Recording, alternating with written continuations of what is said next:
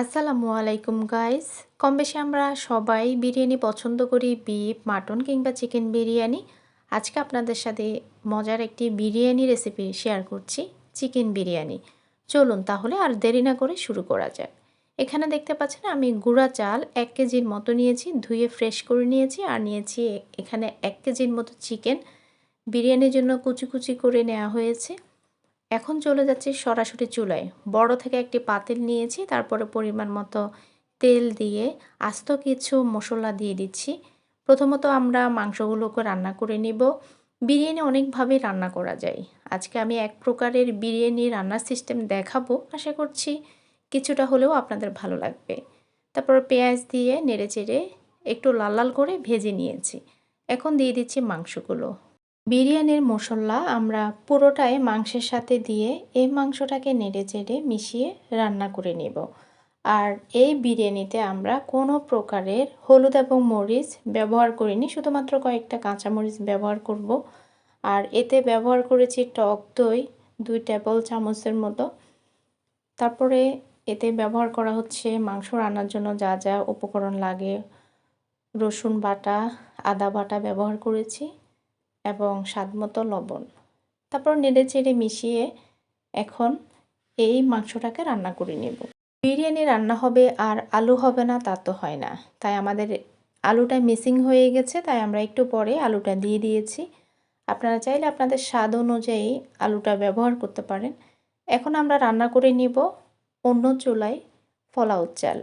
পোলাও চাল রান্নার জন্য আলাদা পাতিলে দিয়ে দিচ্ছি স্বাদমতো তেল, পেঁয়াজ কুচি আর আস্ত কিছু মশলা, অর্থাৎ শুধুমাত্র তেজপাতা ব্যবহার করেছি।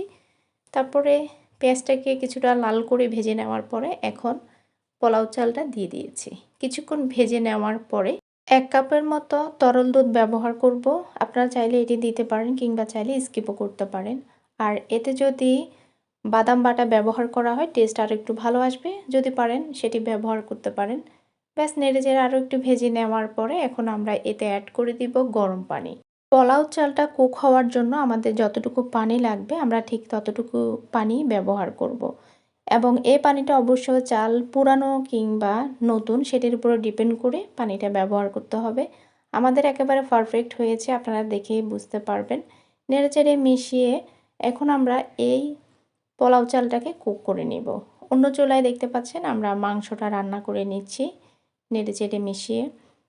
দুটোই আমাদের অলরেডি কুক হয়ে গেছে। এখন আমরা যেটি করব, মাংসর মধ্যে এই পোলাও চালটা খুব ভালোভাবে মিক্সড করব 3টি স্তরে।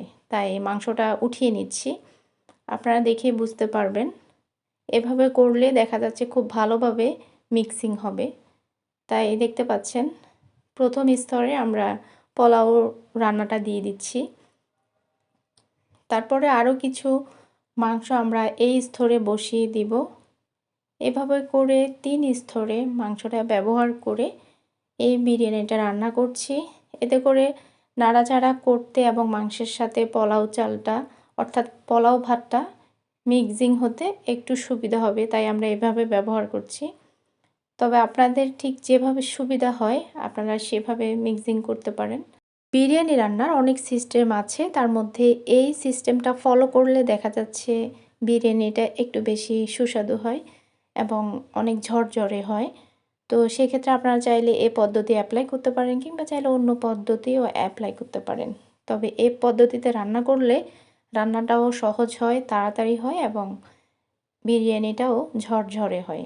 আপনারা দেখতে পাচ্ছেন এই বিরিয়ানিটা খুব ভালোভাবে মিক্সিং হয়ে গেছে। এখন আমরা 5 মিনিটের মতো একেবারে লো হিটে জাল করেছি, তারপরে আরও একবার নেড়েচেড়ে মিশিয়ে দিয়েছি। আমাদের বিরিয়ানির রান্না অলরেডি হয়ে গেছে।